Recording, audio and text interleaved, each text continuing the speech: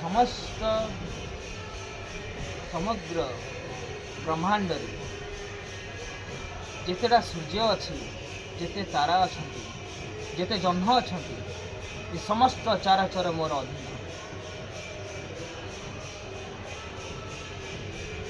जितक वृक्षलता देखुच जितक परिवेश देखुच जितक नदी समुद्र पहाड़ पर्वत ये समस्त मो नाभि बास कर। जितक दानव देखुच जितक असुर देखुच से समस्त मोर बाम गोड़े बास कर। जितक देवादेवी देखुं समस्त मो डाहाण बाहुरे बास कर।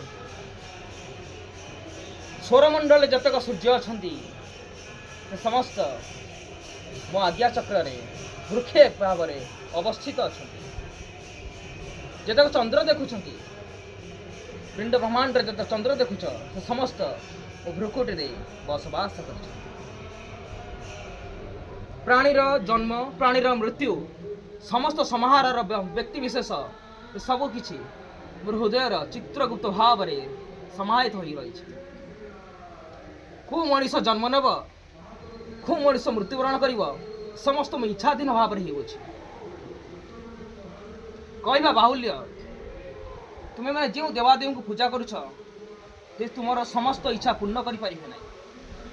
एकमात्र देवादेवी होती बाबा हिमेश्वर तुम समस्त इच्छा गोटी गोटी पूर्ण करने सहित तुम समस्त पाप विपद मुक्त लाभ कर सांसारिक जीवन भाव में वैराग जीवन पर मुक्त कर तुमको एक पद्म कढ़ भली स्थापित कर क्षमता होची बाबा हिमेश्वर। जदि आज गोटे लोक विवाह बंधन आबद्ध होची से समस्त होची मो इच्छा माध्यम होची।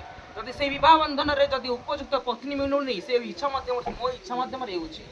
आज यज्ञ मुंडे कौन सी मिथ्या कथा कहूनी एटा प्रत्यक्ष कथा ही कहूँ। जो लोक मो शरणागत अच्छा से भवबंधन मुक्त हो पारि जमा भी स्पर्श करना। एकमात्र भक्त हो ना हूँ मार्कंडेय।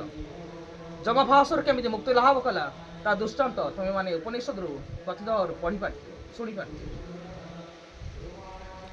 जतक देवादेवी मंदिर अच्छा समस्त संसार रे जतक मंदिर तुम देखुच जतक शिवालय देखुच समस्त रोच मो अंश। मेति कहवाई चाहूँगी पाप धावत मुक्त लाभ कर पुण्य फल अग्रसर हुआ। मिथ्यावादी मुक्त लाभ हो सत्यवादी अग्रसर हुआ। जो मैंने सत्यवादी अच्छा से सहित मु माने मो बाबा हिमेश्वर अच्छी। मो आशीर्वाद तुम मान सदा सर्वदा रही जेपर्यंत तुम्हें सत्यवाद आश्रय ग्रहण कर। जय बाबा हिमेश्वर।